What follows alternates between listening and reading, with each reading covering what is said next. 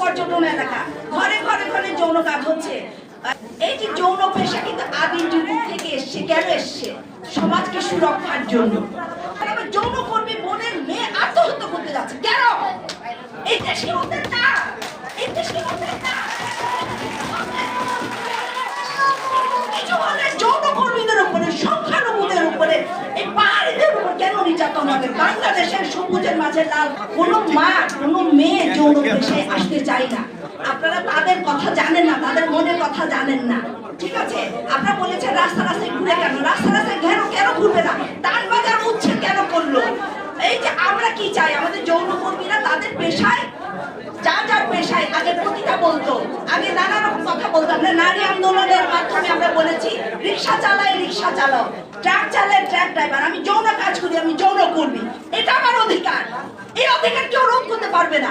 কিন্তু আজকাল কি হচ্ছে? 5 তারিখের পর থেকে আমার যৌন কর্মী বোনদেরকে মেরে পিটাইয়া অবস্থা খারাপ করে দিচ্ছে। একজন এটার জন্য কি আমরা প্রাণ দিই নাই?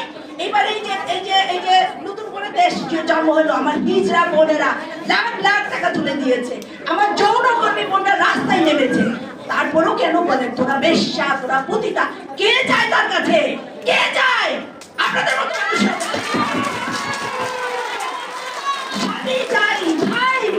আমার দুলা ভাই যায়। তাহলে এই যে আপনাদের সমাজটাকে সুরক্ষিত করার জন্য আমার এই বোনেরা পেশাটা নিয়েছে, কিন্তু মন থেকে নেই রে ভাই।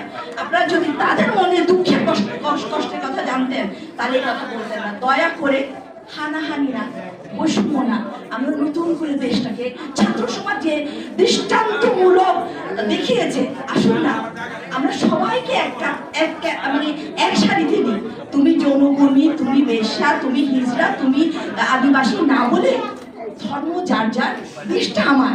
আমরা বৈষম্যহীন, ভেদাভেদহীন একটা দেশ করি, ঠিক না বলেন? এই জন্য আমার বোনরা আজকে এখানে যে জন্য দাঁড়িয়েছে, আমরা চাই না আমাদের কোনো যৌন কর্মীর গায়ে হাত তুলো। ওদেরকে বুঝা বলো, বোন এখানে না দাঁড়িয়ে আপনারা অমুক মানে এভাবে করলে ভালো হয়। আমি নিজেই যখন দেখেছি 2 জন যৌনকর্মীকে এভাবে মারতে, আমি তার সাথে যখন হোয়াটসঅ্যাপে মেসেঞ্জারে ঢুকে আমি কথা বলার চেষ্টা করলাম, তখন আমাকে বলছে তুইও কি তাই? তোর কাছে আসবো। আমি বললাম সাহস থাকলে বেটা আয় আমার কাছে, আয়, সাহস থাকলে আমার কাছে আয়। আমি এটা কে? আমি একটা বাঘিনী, আমি সারা বাংলাদেশের বাঘের বাচ্চাদের মধ্যে আমি একজন। আপনারা আমার ভাই, আপনারা আমার বাবা, আপনারা আমার সন্তান, আমাদের গর্ভ। এই যে জরায়ু দিয়ে কিন্তু আপনাদেরকে আমরা পৃথিবীতে আনছি। আমাদের যদি জরায়ুটা না থাকতো তাহলে আমরা পৃথিবীতে আসতে দিতাম না। এই জরায়ুকে কে ব্যবহার করতেছে? এই যে কিছু মানুষ ঘরে বউ রেখেও যাচ্ছে, আমাদের কাছে যাচ্ছে। কে যাচ্ছে? সুতরাং কিছু বলার আগে একটু ভাববেন। ঘরে আপনার মা আছে, ঘরে আপনার বউ আছে, কদিন পর আপনি সন্তানের, কন্যা সন্তানের বাবা হবেন। এই জন্য আমি সবশেষে আমার বোনদের পক্ষ থেকে, সারা বাংলাদেশের নারীদের পক্ষ থেকে, আমার একজন যৌনকর্মী, আমার একজন হিজড়াকে অসম্মান করা মানে কি? আমাকে অসম্মান করা, আপনার মাকে অসম্মান করা। আমাদের উপদেষ্টা, প্রধান উপদেষ্টা ডক্টর ইউনূস স্যার এবং ছাত্র সমাজকে নিয়ে যে প্রতিজ্ঞা করেছে দেশটাকে রক্ষা করে, তাই না? ধর্মের ঊর্ধ্বে, বৈষম্যের ঊর্ধ্বে, সবকিছুর ঊর্ধ্বে আসলে আমরা এক সারিতে দাঁড়াই। এটাই আমার বক্তব্য।